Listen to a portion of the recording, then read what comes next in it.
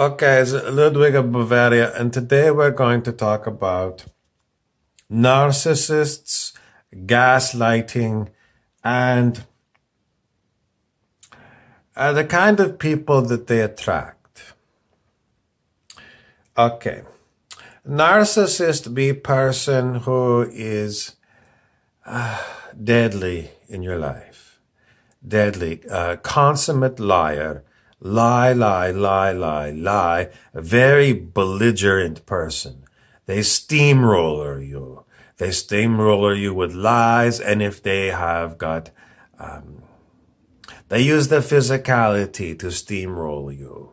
In other words, you're scared of them because you think at any moment they're going to throw a punch or they're going to pick up a knife.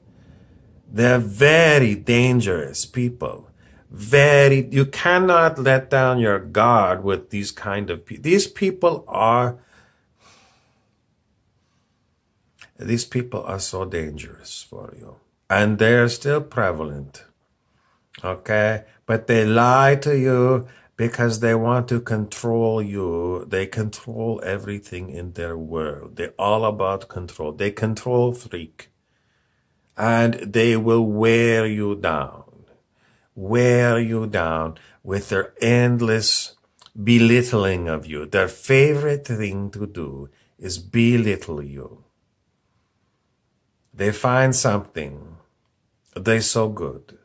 They're so good. They're going to find something in you. And some of the terms they're going to use are, I worry about you. They maybe drop that bomb on you. Okay. Ludwig's going, no, Ludwig, come. No, they're going to drop that bomb on you. They're going to drop that bomb. I worry about you. I worry about you. And then they're going to stop, maybe. Maybe they stop and they let that drop on you. It's like a heavy weight. Oh, they turn it on you. There's something wrong with me. What's wrong with me? I don't know. But they just stop, drop that. I worry about you. And then they give you a long spiel about something they worry about. It's always about the future. Something about the future, some future event. I worry about it for you because I can see you going down the wrong path. I know I'm right. I'm always right. Narcissists always right. And they're always about fixing other people. Business consultant be uber narcissist because they're constantly going around to other people's getting in their business. And they say, I've seen this before. I fix it. No problem. Here, give me $10,000. I'll be in here for 2 hours. I want $10,000. I'm so smart. I fix everything. I'm expert at getting into your business. But that's how they get you. They get you because they say a lot of questions about the future and its uncertainty principle. The future is uncertain. There's no doubt about it. Is it true? They're going to work on that principle. Uncertain of it all. Maybe you need more insurance. You get more insurance on your key person that work for you. Because if that one leave, then you're out in the lurch. So you're going to buy more insurance on that person. You're going to try to cover up all these areas where you be vulnerable. I worry about your vulnerability. You never figured this out? You got flaws in your thinking process. There's something wrong with you. In essence, they always going to say, you never figured this out? You never figured this out. There's something wrong with you. Give me 10 grand more. I tell you what's wrong with you. Psychiatrists do this too. Very good. Most of the time, you come in, heavy anxiety or whatever it is, and you come see psychiatrists and they prescribe pills pretty much. But in essence, what they're saying is, yeah, I know, you got problem. You got problem. You come see me. I get paid big bucks. So I prescribe you a pill. The pill gonna work? No, not gonna work. Not getting to the direct issue, whatever it is that making you feeling anxiety. Most likely it's because you got a bunch of narcissists in your life that are gaslighting you. Gaslighting is the term of belittling you. You're not good enough is the ultimate thing. You're never going to be good enough for me because I perfect, and you're imperfect, never going to be fixable. But, I help you, you pay me money. Or if you're dating narcissist, you pay me attention. Because narcissists love attention. Attention whore. That's what they're all about. Just look at me. Narcissist is the old myth of some man who look at himself in a pond, the perfect reflection in the pond. Oh, I'm so gorgeous. I'm Mr. Perfect. That be narcissist in mythology. And that's what this person is. Look at me. I got my shit together. I'm a perfect person. Don't you want to be like me? Look at me some more. There'll be that person, Mr. Wonderful, on it'd be like Dragon's Den at the business. You come your business idea, and then you come up and bring your business idea to get investor. And these people be uber narcissist because they be looking at this to see whether it's something for me or not. But there'd be that one guy, a kind of bald-headed guy. He looked like Gavin MacLeod from Love Boat, the Captain Steubing. Maybe you don't remember, you young people. But anyway, he'd be bald guy, and he goes, I'd be called Mr. Wonderful. Who named me? Me. That guy, ultimate asshole. Ultimate asshole. Everything wrong with planet Earth is in Mr. Wonderful. Mr. Wonderful be shit demon number one. Uber shit demon. Top of the heap, Illuminati, pyramid. That guy be, if it be up to me, he'd be locked up. I lock him up, and he go through major therapy before he allowed to come out and be around other human beings, because he damaged other human beings by his narcissism and his greed. Unbelievable, greedy little prick. Horrible human being. Oh my God. And he be on television. These people on these business shows, ultimate narcissist, all about how I'm going to eat you up. Take your good idea and make it mine. I never come up with the idea. You do the work, and then you come to me, and I get my Rolodex of all my contacts of other uber narcissists, like at Walmart or I don't know, all these stores, all these marketing people. My Rolodex, they're all shit demon, worst people on the planet, the prison planet, Alex Jones people. They're not like Alex Jones tell you about that. I tell you, these people that own all these stores, chain store, these people be shit demon. They be controlling you, controlling the planet. Pollution problem, ultimate pollution problem come down to Mr. Wonderful, because he don't care about the packaging.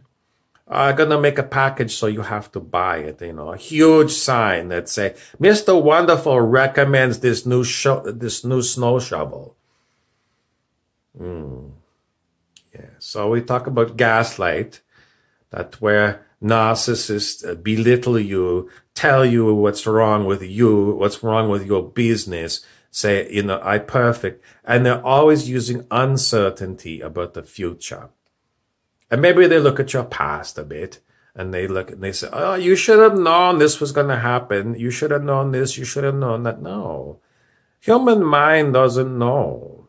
It's basically experiential learning. Experiential. You had a hard time. They're going to say it was your fault. I'm going to say it ain't your fault. It's experiential.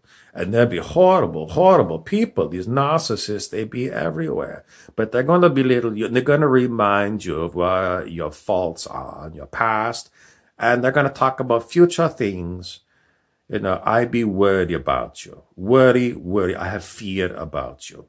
They don't have fear about you. They're not worried about you. They want your money, or if you're dating them, they want your attention. They want your eyes, and they want you to shut down your brain and look at these people as being your savior, because they want you to give them attention and money and sex. They want that also.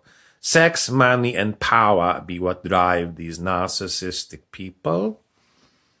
So that's what they want. They want you to fall in love with their brilliant brain. It ain't a brilliant brain. It be a horrible behavior pattern. And quite likely you have made a mistake, because you learned about these kind of people because they will bully people in public school. Bully. They bully people. And you never learn lesson? Oh, now I'm going to gaslight you. You never learn the lesson of bully in public school, because you're dating bully now. What's wrong with you? Possibly your parents were bullied. So you're very used to bully in your life. And inner trauma, you got inner trauma like high anxiety. I can't deal with this world. It's true, I have high anxiety too. It's because I can't handle the outrageous number of Mr. Wonderful, narcissistic, gaslighting, shit demon walking around in human being form. But you got to get smart, and when you got to get really good at listening to your instinct. Your instinct going to say,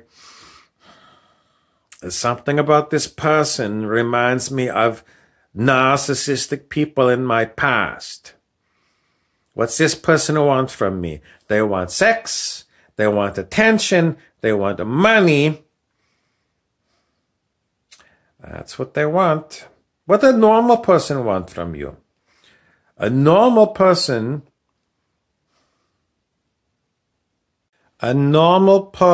what do they want from you? You never met normal person on planet Earth, number one. People on Earth be unbelievably screwed up from living with narcissists, every other kind of personality defect. And that's what you've been grown up with, because all your parents are so screwed up.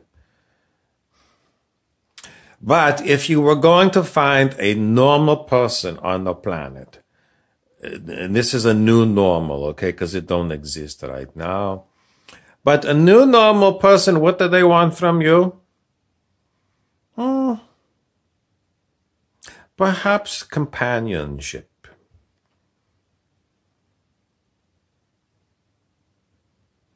They'd be very comfortable going for a walk with you on a walking meditation when nobody talk. You go for a whole hour walk, and the two of you walk peacefully side by each and no talking, and both of you be very comfortable, happy, pleasant experience. How many people in your life can go an hour with you in the room with no talking? Especially if they're dating you. Because most likely they want to yap, impress you. Stay with me, don't leave me is what the words are behind this constant chatter. Don't leave me. Because there's something in them that's like, it's trauma somewhere. It's feeling like it's neediness, I need to have trophy bride wife. I need to have it. Mr. Wonderful and Dragon's Den, Shark Tank, the same kind of people, the same business show, Shark Tank, Dragon's Den. It be Shark Tank person saying, I got to have trophy wife person. Or if it's a woman, I don't know, she may be like women, maybe she like men, maybe she like chimpanzee, but I got to have this prize thing. I got to have it. And this big issue about overspending, because I got to have it. I got to keep up with the Joneses. Mr. Jones got new yacht. I got to get new yacht, but bigger. Mr. Jones get new car. I got to get new car. Mr. Jones, maybe Mr. Jones be construction guy and he got a shitload of money. He can afford new $80,000 truck. You, on the other hand, don't have big salary. But inside of you, you got, I deserve it. I deserve lifestyle, rich and famous. So what happened with you? You go into car lot. I know because I used to sell car. I know all about you. And what you're going to do is going to take huge payments spread out over 8 years. And they're not going to say 8 years. It's going to be something like, 84 months. It sounds less. It's months or something. And then, or you're going to take lease payments, easy lease payment, less for you than this long, 8 years drawn out payments where you buy it. This one, you just lease it less, cost you less each money. What you want? You want to own it at the end, or you want to have less payment? Easy payment or a little bit harder payment you own? What you want? You want this thing at the end? You drive it away after 8 years. After 8 years, you want this thing? No, you're going to trade it in anyways. So, I don't know, maybe they say a 3-year lease for you. The whole point is a salesman going to get you in to some vehicle, expensive thing that you don't need. You probably get by with most basic used truck. 2-year-old used truck. You get a good deal on it. It'd be really crazy because I tell you the truth, as car salesmen, I make more money on used cars, way more commission on used car, way more. Brand new truck, super expensive, I don't know, maybe $200 I make. That's it. It's so stupid. It's like, I don't want to sell expensive new truck. There's no money in it for me. But if I can sell you 3-year-old vehicles, 5-year-old vehicles, I make way more commission. I don't know, sometimes $2,000 commission right to your. So you go negotiate with used car guy, they're big fat margin because they overcharge you for a used car. They expert at it. There be like you can make whack $2,000 off the price tag right away. $2,000 drop. And average, I don't know, 2-year-old, 3-year-old car, take $2,000 right off the top because this sales guy who's not going to do much for you, he just wants the money. That's why he in it for you. Anyway, the whole point is don't overbuy. Don't buy too big house that you get huge mortgage debt. Don't buy expensive car, import car that like way too big payments because you got to keep up with rich people, the Joneses. This be your own personal narcissism. It be regardless of how much money I got in the bank and what my my monthly paycheck is. I have to have some big, huge bill because it make me look better to drive around import vehicle. It be troublesome. It be, a huge problem. Because something go wrong with your job, you're still on the hook for mortgage for your house and for a car payment. No one guarantee your job. No one guarantee that, something happened, new owner come into business and he don't like you. And he say, sorry, maybe he tried gaslight you and say, you screwed up on this and that. And you got to go, I write you up. You know, maybe I write you up 2 times. The 3rd time, you're out. I just cooked something up, but, you know, I didn't like you. So I'm going to be nitpicking you, driving you crazy, micromanage, because I don't want you. So, you know, it's not hard to get rid of you. And because the new person come in, you be narcissist in this planet full of them. So, you know, they don't like you. What you going to do about it? But you make big problem because your personal narcissism in you made you buy too big, expensive house with huge mortgage, and it make you buy too big, expensive car, and maybe, I don't know, all kinds of expensive things. Trips, clothes, furnishings. I don't know, maybe you like to make big gifts to your church or something. Because Mr. Jones endowed church with new wing. You feel I have to donate. I have to, it's not about you have to donate. You don't have to donate. Zero. You don't have to donate. But somehow, something in you, I obligated. You know, I went 3 times to that church last year. I obligated it Christmas time. They send me this appeal, Christmas appeal. I'm going to have to really go dig deep in my pocket to give church money. Why I take it out in church? Because they're experts at preying on you. Guilt. They guilt you into it. They, some of them, you got to give us 10% tithe. Because Old Testament say, tithe, 10%. Before or after tax? I don't know. Back in those days, Anyway, and what are you doing? You'll be a personal pride, point of pride. Yes, I come through for you, church. What's wrong with donating to church? You don't need church. You don't need it.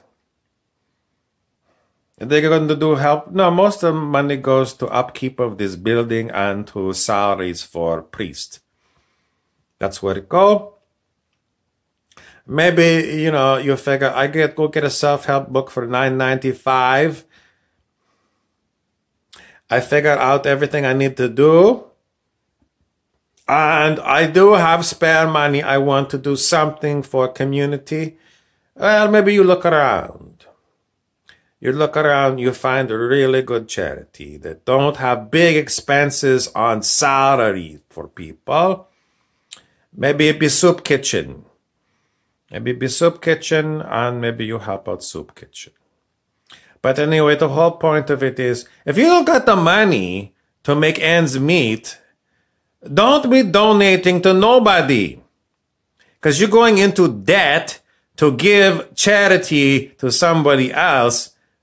Never go into debt to help out charity. If you in major debt, you be charity case.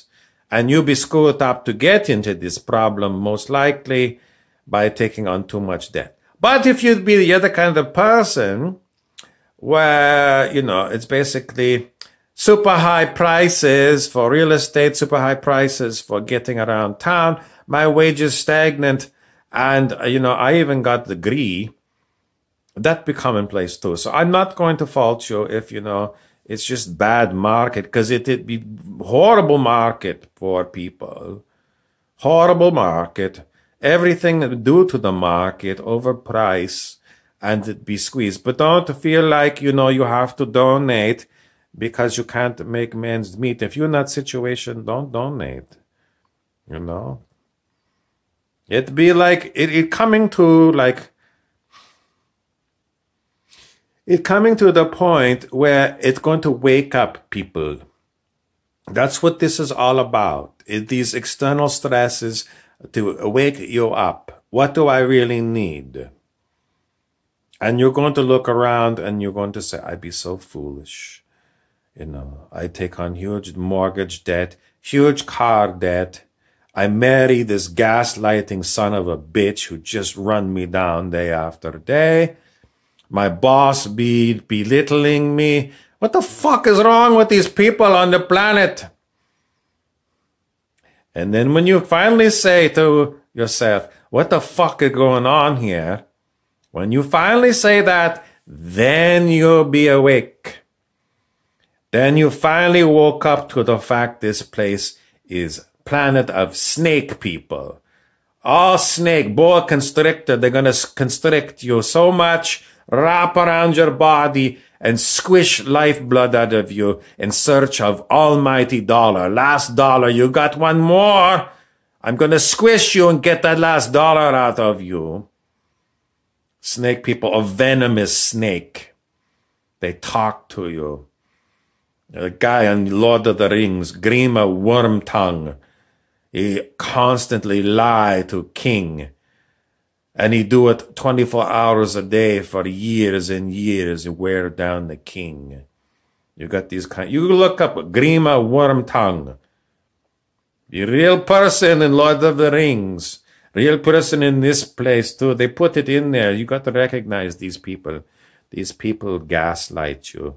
They weave a web of lies. It's a horrible place, planet Earth, but finally when you wake up, you go, what the fuck am I doing on this planet? And I think the number one thing you come to planet Earth for is to find these snake people. And you're going to get really good at finding snake everywhere. Why do you need this? Because they exist. You need to know about snake people. And you got to look at yourself in the mirror and say, am I a snake person?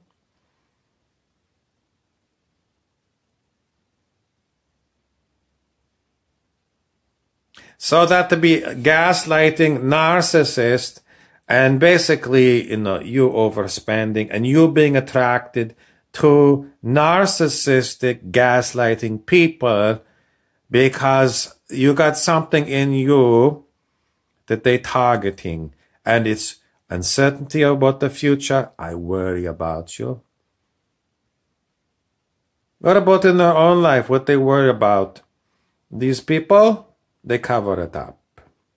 Very much cover it up. They always go on the attack. When you turn it around and say, what about you? They go on the attack. Maybe they'll be looking for the sympathy factor. But you heard it from me. If this person and you can go out for a walk for an hour with no talking, that's a good sign. That's a good sign. But what if they go for a walk, for a quiet for an hour, and then, you got to watch. It come with time. It come with time because it might be like latent thing. Maybe they do everything right. But if they have that one episode where they turn on you and you go, what the hell is... You will never be like this demonic thing sitting next to me in the car. What the hell happened? You got to be very careful. And, maybe it not come out for a long time. Maybe you date this person for, I don't know, a year. But then you get married on honeymoon. And all of a sudden, this person turns into a horrible demonic entity that you've never seen before. What the hell? I married a demon. Could be. I heard of this story before. Not my story. I heard it from someone else. A real story, true story. I, Ludwig of Bavaria, help you out.